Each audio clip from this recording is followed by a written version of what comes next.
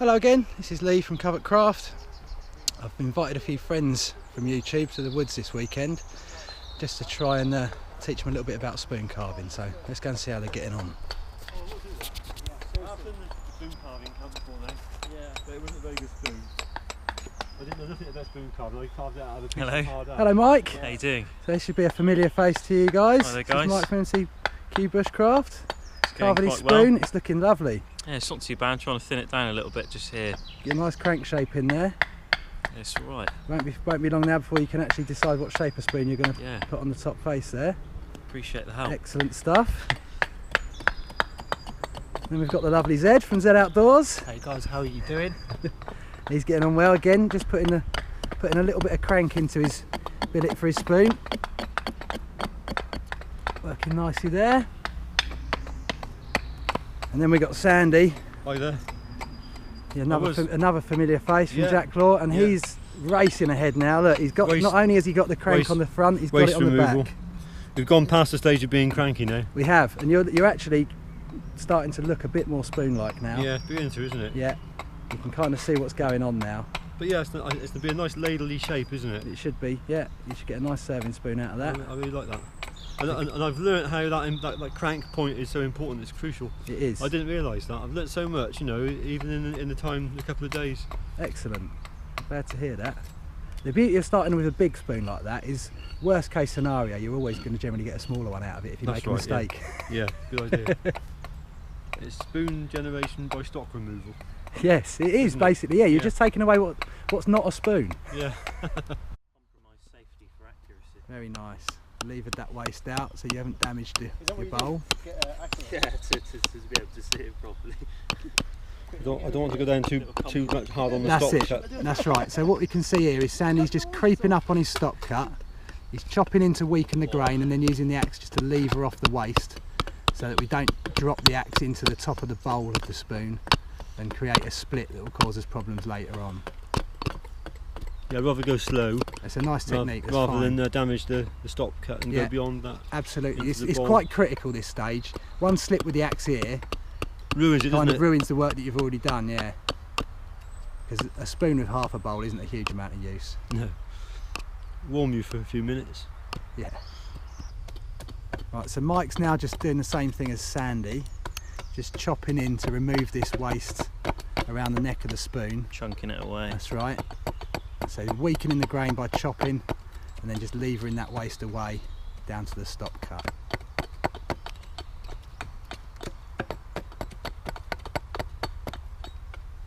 You're a bit heavy-handed.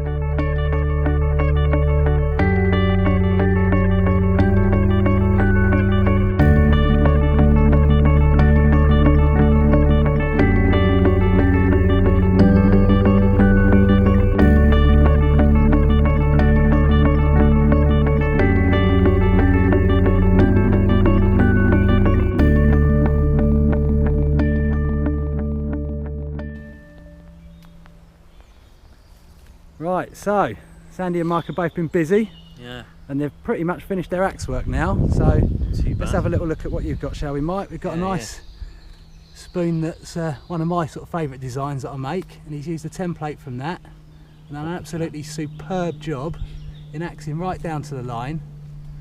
It's not So too now bad. he's basically, Got a little knot there, but I thought I'd try and keep it. that'll add a nice feature if we can maintain it, yeah. As long as it's not in a crucial, strength part Yeah, of the sure. spoon, they can make quite nice features. Yeah, yeah. It's not too bad. So that's going to make you a nice little eating spoon to take yeah, away. indeed, yeah. Sandy's gone for a bigger option here, Yeah, making this himself is- a nice serving spoon. This actually developed naturally, and then Lee said that it was because of being right-handed, and it's what people do naturally, and also it fits in the hand very comfortably like that. There's a lot of options for holding on to that shape handle, and I've found it seems like a natural progression in your axe work, that they just tend to come out that shape. Yeah. And I've carved a lot of spoons with that shape handle and find it quite effective. I've still got to work a bit more to bring that down to the line there and in there. But as far as axe work's concerned, Almost done. that's a good effort. You've done very well. I'm impressed. So we'll be moving on to the knives shortly. It's quite, there's no twist in it now. I've taken the twist out. I'm quite happy with that. If we hold it up like that, what we're talking about is we want the bowl to be parallel with the handle, which, like Sandy said, he's managed to take out any twist that was in the wood and get that reference nice and straight. Hopefully that will show up.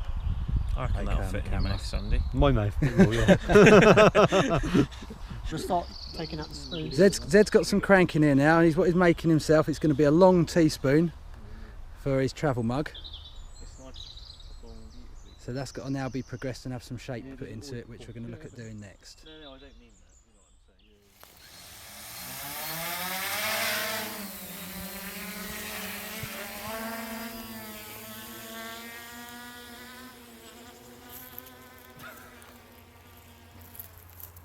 Now that could do some damage, can't it? Yeah, keep it away from my tarp.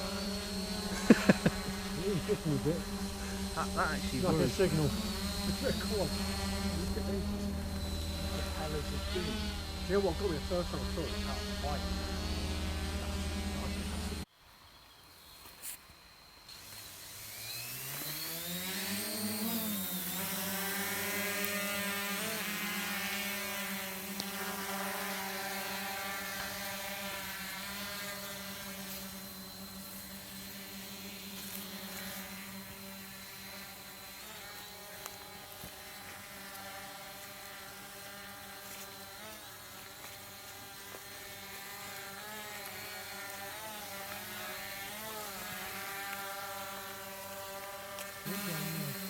That was quite tension going there. wasn't it? Yeah.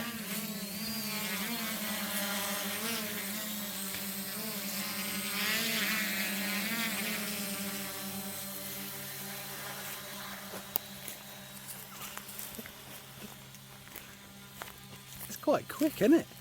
Oh, it'll go a lot faster than that, Lee. Yeah. It's a really raw motor.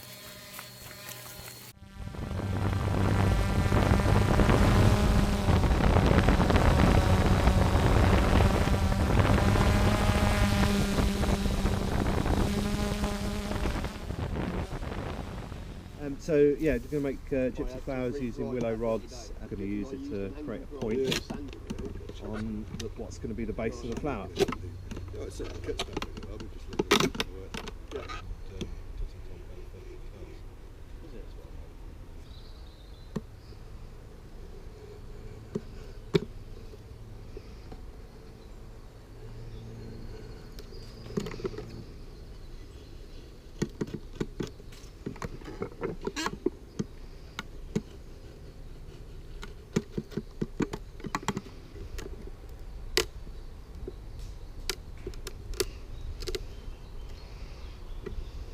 I break it in different directions so I get an even break. Yeah.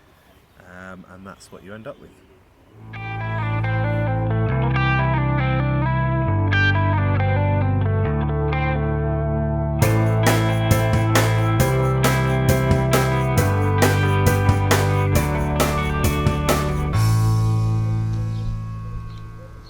Hello, mate.